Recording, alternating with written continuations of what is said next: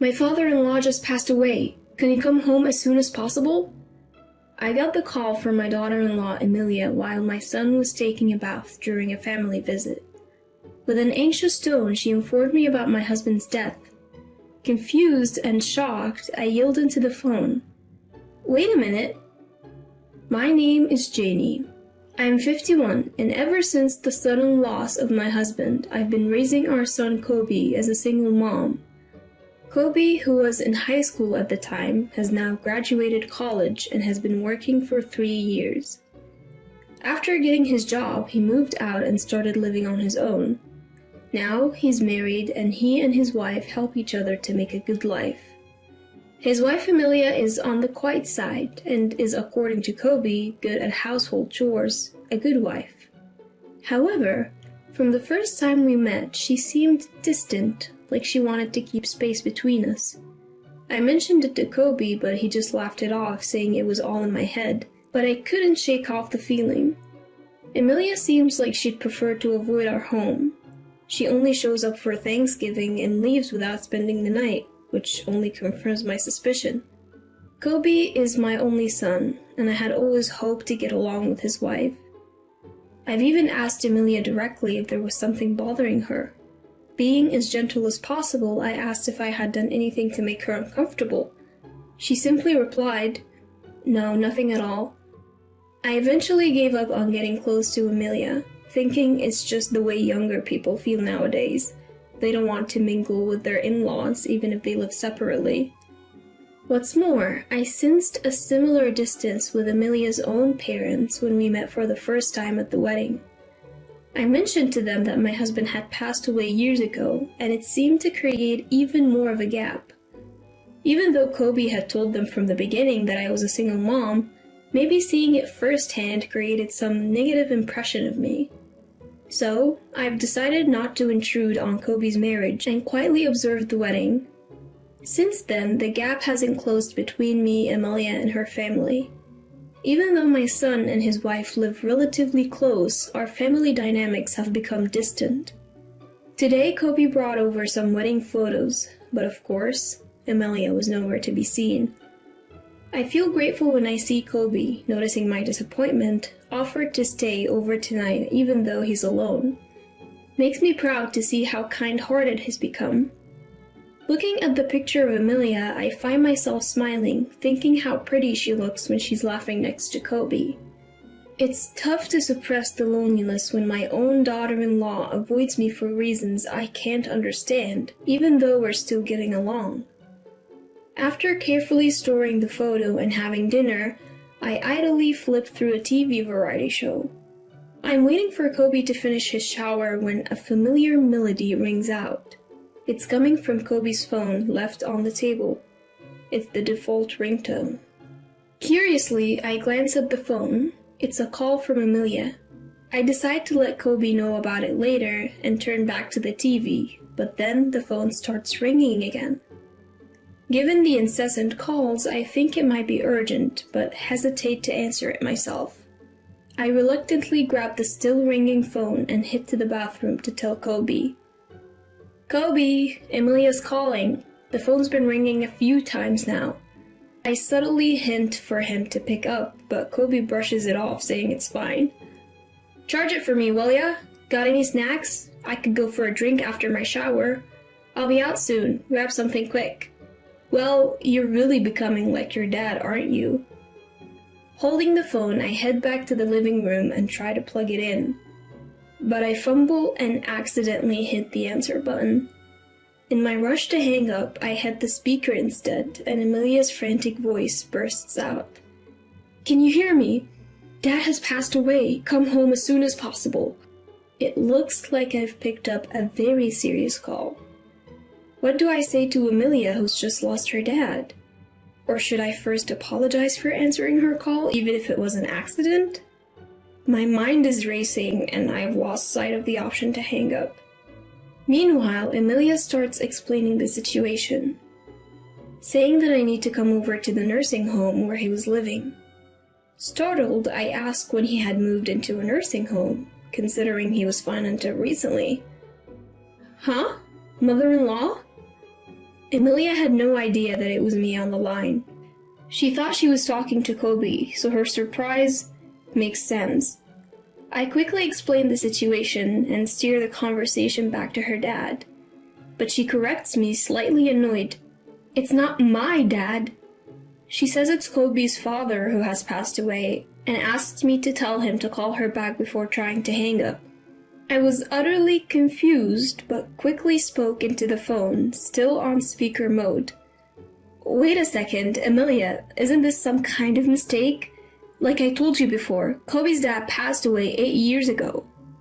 Emilia seemed shocked by my statement. She stuttered momentarily but quickly regained her composure. "Now is not the time for lies. Why would you lie about something so heartless at a time like this?" Before I could make sense of Emilia's sudden accusation of me lying, the room fell silent. In that moment, I noticed that Kobe, his face pale, was holding the phone. The call had ended. He had likely rushed over after hearing our heated conversation while taking a shower. Water was still dripping from his hair. It was clear that he'd hurriedly grabbed the phone. I asked Kobe, who was deliberately avoiding eye contact with me, what was going on. "What did Emilia mean when she said your father just passed away? I had made it clear to her before we got married that your father had passed. Why would she think otherwise?" When I pressed Kobe, who was visibly uneasy, he dodged my questions. Whether it was a misunderstanding on Emilia's part or someone who was like a father to him, it was clear he was hiding something. We'd been having a tense exchange for a while. Amidst this, Kobe's cell phone buzzed. The caller ID showed an unfamiliar name, but it looked like it was probably from a nursing home. While Kobe hesitated to pick up, knowing what to expect from the call, he eventually answered right in front of me. Trying to remain silent, I listened in.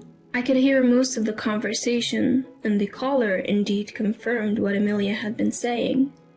After ending the call, Kobe looked straight into my eyes and finally came clean, leaving me nearly faint. Apparently, he had introduced Emilia to a man unrelated to the family as his father. "I told Emilia that Mom cheated and got divorced," he said. It seemed Kobe had completely fabricated the story for Emilia.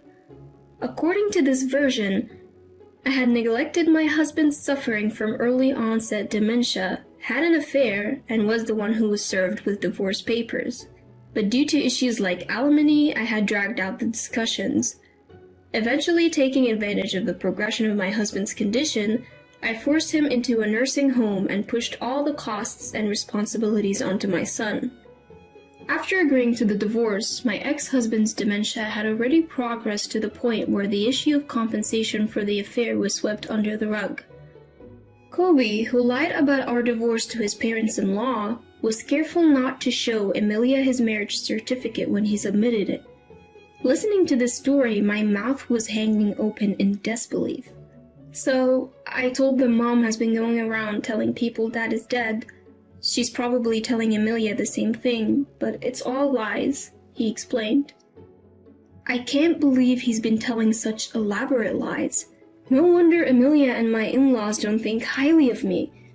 When I scolded Kobe for lying, he hung his head like a scolded child and mumbled that he wanted extra money for leisure. He thought he could lessen the amount he gives to Emilia by saying he was using it to pay for his father's care home. And shockingly, Kobe even aimed to inherit fake assets from another man. Kobe, who works as a caregiver, met a man with dementia who was a landlord when he went to assist at another facility. Although the man was not yet 70, he had multiple health issues and had entered the facility to receive end-of-life care. The man likely had early onset dementia and had deteriorated to the point where he didn't even recognize his real son. Kobe took advantage of this and started to act like he was the man's only son. On top of that, using his role as a caretaker, he had the man's real family pay for his residential fees. Meanwhile, he was also pocketing a few $100s every month as caregiving fees for doing small tasks. "All of you must be so busy. Don't worry, I'll take good care of him," he would say, Sometimes he'd even lie about the man's health to minimize family visits. Whenever he found the time, he would sit beside the man, even going so far as to have him write a will, leaving all his inheritance to Kobe. Kobe's manipulative ways gained him the trust of the facility, as he even told them that he had lost contact with his father since our divorce. The real family eventually stopped showing up, and even the facility staff started recognizing Kobe as a family member. Listening to this appalling truth coming from my son made me wonder if he really was my son. Now that the man had passed away, there wasn't much that could be done. I forced myself to tell a remorseful-looking Kobe to quickly inform the real family of the man's passing. Later, I took Kobe to apologize to the real family, and when they heard the truth, they were understandably furious. "We will sue you for fraud," they yelled. Kobe politely apologized and pleaded to avoid a lawsuit, saying they could nullify the will, but this only enraged the family even more. From the family's perspective, nullifying the will was a given. Nothing had been resolved, including the caregiving fees and the manipulation of the deceased. Kobe, who seemed to think a simple apology would suffice, was at a loss in the face of the family's blazing anger and clung to me, nearly in tears. "Going to court is impossible. Mom, you know it too, right? I don't have money to pay for damages.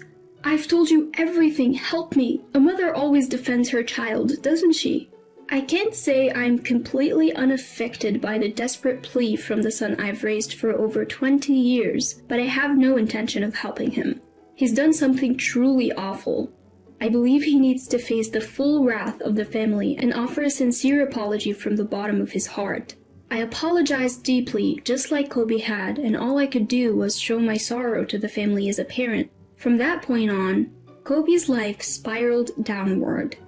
Emilia, who was his wife, filed for a quick divorce and returned to her parents' home. When faced with the prospect of divorce for lying so egregiously and swindling money from others, Kobe argued back. "I don't want to break up, the money was also for Emilia." When they expressed their wish for a swift divorce and even threatened legal action and financial claims, Kobe had no choice but to back down. He knew that he could be in legal trouble for what he'd done. Although no claims had yet been made, he was being sued by the family of the deceased man. Perhaps he realized that he wouldn't be able to handle additional claims from Emilia. Furthermore, Kobe got fired from his job. The company claimed he damaged their reputation and shattered their trust in caregivers. After the court's decision, Kobe was required to pay back the caregiving fees he had received, as well as compensation for the emotional suffering of the deceased man's family. The will left by the deceased man was invalidated, taking into account the progress of his dementia. Kobe, who had almost no savings and was already unemployed, was now burdened with massive payments, including legal fees. Choosing city life for better job prospects, he rented a small, old apartment. He's barely making ends meet through day labor, trying hard to continue payments. He had reached out to me for help multiple times. Each time, I told him I had already helped enough by co-signing his lease and urged him to reflect on his mistakes. Now, juggling multiple jobs and searching for better paying work, he doesn't even have the time to complain. As for me, I continued to live alone. However, Emilia and her parents graciously visited me to apologize. They said they were sorry for their ill-mannered behavior, which was based on a misunderstanding of me. But I knew it was all my son's fault. We left it at that, acknowledging the unresolved issues between us. Since there were no children and the divorce was finalized, I don't expect to meet Emilia again. However, we still exchange seasonal greetings through letters.